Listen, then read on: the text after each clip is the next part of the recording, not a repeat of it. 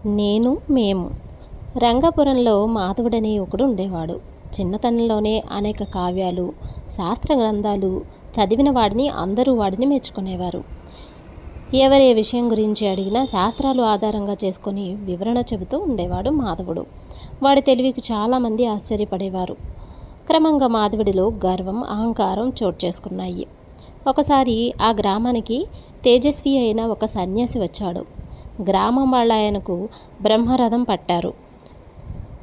ఆయన చేసే నీతి బోధనలు శ్రద్ధగా విన్నారు. అంతటి వాణ్ణి చూసి ఎప్పుడూ చూసి ఉండలేదని ఎంతో గొప్పగా చెప్పుకోసాగారు. సన్యాసిని చూస్తే మాధవుడికి అసూయ కలిగింది. ఆయన చేసే నీతి బోధనలు గొప్పగా ఏమీ లేవు, కానీ జనం ఊరికే పొగిడిస్తున్నారు. తనకైతే అంతకంటే బాగా ఎక్కువ తెలుసు, కానీ ఊరి జనం తనని అంతగా ఎప్పుడూ పొగడలేదు. మాధవుడు ఒకనాడు సన్యాసిని కలుసుకొని, స్వామి, తమరేం చదువుకున్నారు అని అడిగాడు. పూర్వాశ్రమంలో ఉండగా నా తల్లిదండ్రులు ఎన్నో ప్రయత్నాలు చేశారు, కానీ నాకు చదువు రాలేదు, నేనేమీ చదువుకోలేదు అన్నాడు సన్యాసి. అయితే తమరు నీతి బోధలు ఎలా చేస్తారు అని అడిగాడు మాధవుడు కాస్త వేళాకోళంగా. దానికి సన్యాసి ఎంతో శాంతంగా, అన్ని పుస్తకాలలోనే రాసి ఉండవు నాయన, అనుభవం మనిషికి ఎన్నో పాఠాలు నేర్పుతుంది. నేను నేర్చుకున్నవి ప్రజలకు చెబుతూ ఉంటాను అన్నాడు. కొందరు తమ అనుభవాలను పుస్తక రూపంలో రాశారు. అలాంటి పుస్తకాల్లో మీరు చెప్పేవన్నీ ఉన్నాయి. నిజం చెప్పాలంటే ఇంకా ఎక్కువే ఉన్నాయి. అవి చదవడం వల్ల ఎక్కువ ప్రయోజనమా, మీ మాటలు వినడం వల్ల ఎక్కువ ప్రయోజనమా అని అడిగాడు మాధవుడు. అవి చదవడం వల్లనే ఎక్కువ ప్రయోజనం అన్నాడు సన్యాసి. నేను అవన్నీ చదివేశాను, బాగా అర్థం చేసుకున్నాను కూడా అని మాధవుడు గొప్పగా చెప్పాడు. అదృష్టవంతుడివి నాయన అన్నాడు సన్యాసి. మాధవుడు ఒక్క క్షణం ఆగి, అదృష్టం నాది కాదు, మీది. మీకంటే ఎక్కువ తెలిసిన నాకు ప్రజల నుంచి మీకు లభించేంత గౌరవం దక్కడం లేదు అన్నాడు. నా నీతి బోధనలు వినమని నేనెవరికీ చెప్పలేదు నాయన, గౌరవించమని నేనెవరిని అడగనూ లేదు. ప్రజలు నా పట్ల చూపే శ్రద్ధాశక్తులు, నాకిచ్చే గౌరవం నాకు సంతోషాన్ని కలిగించటం లేదు. నేను వాటిని పట్టించుకోవటం లేదు. నువ్వు పట్టించుకోకు. మనిషికి చదువు రావడమే అదృష్టమని గుర్తుంచుకో అన్నాడు సన్యాసి.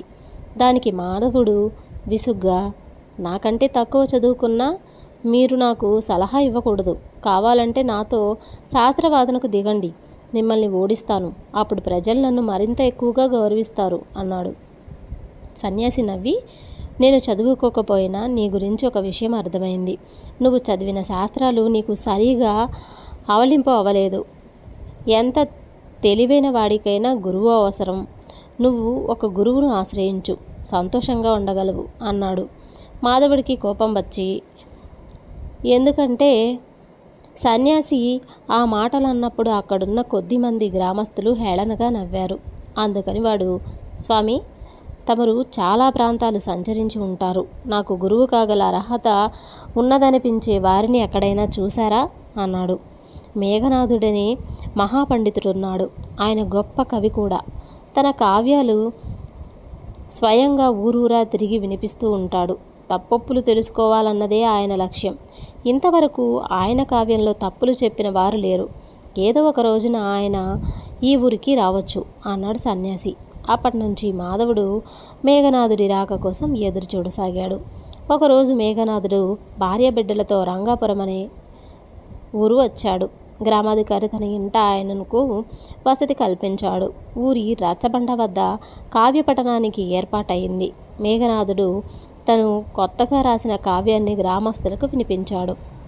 అది విన్న సన్యాసి కథ, చదువు సంధ్యలు రాక ఏ పని చేయలేక రాముడనేవాడు సన్యాసుల్లో కలిసిపోతాడు.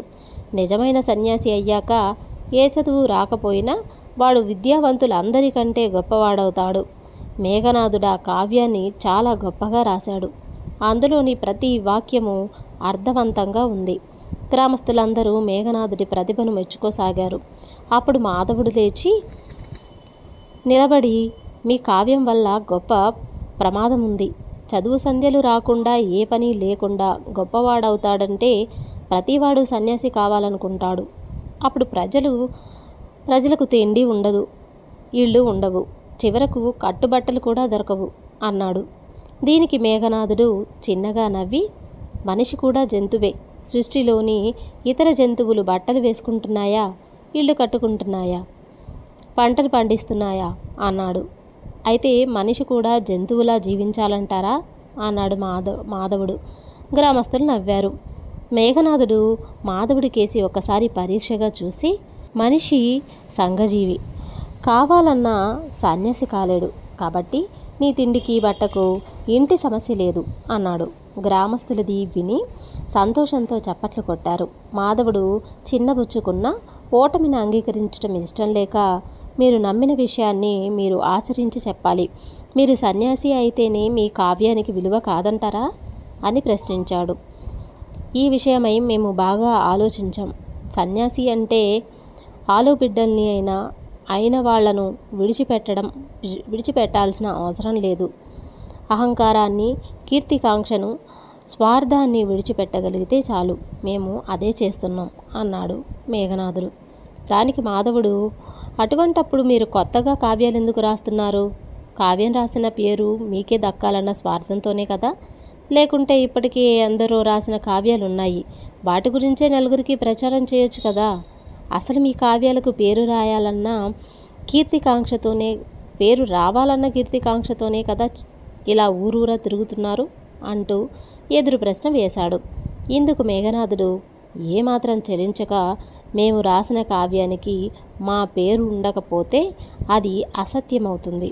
శ్రీరాముడు మరొక పేరుతో రాజ్యం చేసిన, కాళిదాసు ఇంకో పేరుతో కావ్యం రాసిన, ముందు తరాల వారికి అబద్ధం చెప్పినట్లే కదా? చరిత్రకు న్యాయం చేకూర్చాలనే మేము మా పేరుతో కావ్యరచన చేస్తున్నాము. ఇక ప్రచారం అంటావా? మా కావ్యాన్ని ఏ రాజుకో అంకితం చేస్తే 1,00,000 వరహాలకు తక్కువ కాకుండా ఇచ్చి మా పేరు శాశ్వతం చేయగలడు. మాకు కీర్తికాంక్ష లేదు కాబట్టి మేము ఊరూరా తిరిగి ప్రజలకు ఈ కావ్యార్థాన్ని వివరిస్తున్నాం. కీర్తి కోసం కుటుంబం అంతా ఇలా ఊరూరా తిరగడం ఎంతో శ్రమతో కూడిన పని, ఫలము తక్కువే. ఇక కావ్యాలు కొత్తవి రాయడం ఎందుకంటావా? సృష్టి ఆరంభంలో మనిషి బట్టలు లేకుండా తిరిగేవాడు. తర్వాత ఆకులతో శరీరాన్ని కప్పుకున్నాడు. తర్వాత నారబట్టలు, ఇప్పుడు పత్తితో బట్టలు నేస్తున్నారు, పట్టుబట్టలు కూడా కడుతున్నారు. కాలానుగుణంగా వస్త్రధరణలో మార్పు వచ్చినట్లే అభిరుచుల్లోనూ జీవితాన్ని గురించిన అవగాహనలోనూ మార్పులు వస్తాయి. వాటికి తగినట్లుగా కొత్త కావ్యాలు, కొత్త కవులు వస్తారు. కొత్త కావ్యం ఎందుకు రాయాలో తెలుసుకోవాలంటే నువ్వు కవివి కావాలి, లేదా మా కావ్యాలు చదవాలి. పాత విషయాలను కాలానికి తగ్గట్లుగా చెప్పడానికి, కాలానికి తగ్గ కొత్త విషయాలు తెలుసుకునేందుకు కొత్త కావ్యాలు అన్ని కాలాల్లోనూ రాక తప్పదు అన్నాడు. ఈ వివరణకు మాధవుడు దిగ్భ్రాంతి చెందాడు. చాలా విషయాలను ఇన్ని వైపుల నుంచి వాడెన్నడూ ఆలోచించి ఉండలేదు. మేఘనాథుడు సామాన్యుడు కాదని వాడికి అనిపించినా ఆయనను ఇంకా ప్రశ్నించి గ్రామస్తుల ముందు తన గొప్పతనం నిలబెట్టుకోవాలనుకున్నాడు. మేఘనాథుడు తను చెప్పే దాంట్లో మాటిమాటికి తనను గురించి మేము అంటూ మాట్లాడాడు. నేను అంటే వినయం, మేము అంటే అహంకారం. అంటే మేఘనాథుడు అహంకారాన్ని విడిచిపెట్టలేదు. మాధవుడు అందుకుగాను మీలో స్వార్థం, కీర్తికాంక్ష లేవేమో కానీ అహంకారం మాత్రం చెప్పలేనంతగా ఉంది అని గట్టిగా చెప్పాలనుకున్నాడు. కానీ తన బోటివాడు అలా అంటే మర్యాదగా ఉండదు కాబట్టి తెలివిగా మాట్లాడి మేఘనాథుణ్ణి కాస్త ఆట పట్టించాలనుకున్నాడు. ఇలా అనుకుని మాధవుడు మేఘనాథుడిని వినయంగా చేతులు జోడించి, తమరు సామాన్యులు కారు, మహానుభావులు. తమలో స్వార్థం లేదు, కీర్తికాంక్షలు లేవు. కానీ మీ కావ్యం గురించి మేము రాశాం, మేము చెప్పాం అంటూ పదే పదే మేము అంటున్నారు. సామాన్యులది అహంకారంగా భావించే ప్రమాదం ఉంది. నేను మాత్రం అలా అనుకోవడం లేదు.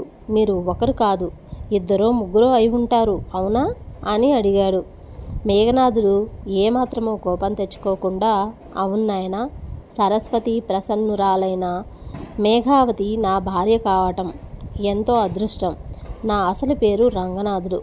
ప్రతి కావ్యాన్ని మేము కలిసే రాస్తాం కాబట్టి 2 పేర్లు కలిపి మేఘనాథుడు అయ్యింది. కాబట్టి మేఘనాథుడు ఒకరు కాదు, ఇద్దరు అన్నాడు. మాధవుడు ఒక్క క్షణం తెల్లబోయి, నన్ను క్షమించండి స్వామి అంటూ చేతులు జోడించాడు. మేఘనాథుడు చిన్నగా నవ్వి, ఎన్నడూ ఎదుటివారిని క్షమించమని అడిగే పరిస్థితి తెచ్చుకోకు. ఆకాశం మీద ఉమ్మి వేయాలనుకుంటే అది నీ ముఖం మీదే పడుతుంది. కాబట్టి అలాంటి పనులు చేయకు అంటూ హెచ్చరించాడు. మళ్ళీ మాధవుడు ఊరుకోలేక, నేను చేసింది చెప్పానే కానీ మిమ్మల్ని మీరు ఆకాశంతో పోల్చుకోవటం అహంకారం కాదా అన్నాడు చటుక్కున. నేను ఆకాశాన్ని కాను. అసూయతో అసహనంతో నన్ను చిన్నబుచ్చాలనుకోవటం వల్ల నువ్వు కుంచుకుపోయావు. అందువల్ల నేను ఆకాశాన్ని అన్నానే తప్ప నా గొప్పతనమేమీ లేదు. ఏ మనిషి ఆకారణంగా ఎదుటివాడిని చిన్నబుచ్చాలనుకుంటాడో వాడి వల్ల ఎదుటి మనిషి ఆకాశం అంతా అవుతాడు అన్నాడు మేఘనాథుడు. మాధవుడిక మాట్లాడలేక మేఘనాథుడికి సాష్టాంగపడి నమస్కరించి తనను శిష్యుడిగా స్వీకరించమని కోరాడు. మేఘనాథుడు అంగీకరించాడు. ఆయన శిష్యరికంలో మాధవుడి శాస్త్ర పరిజ్ఞానం ఎంతగానో రాణించింది. వాడిలో అహంకారం పూర్తిగా నశించడంతో జీవితంలో ఎంతో తృప్తిగా ఆనందంగా ఉండగలిగాడు. కథ సమాప్తం.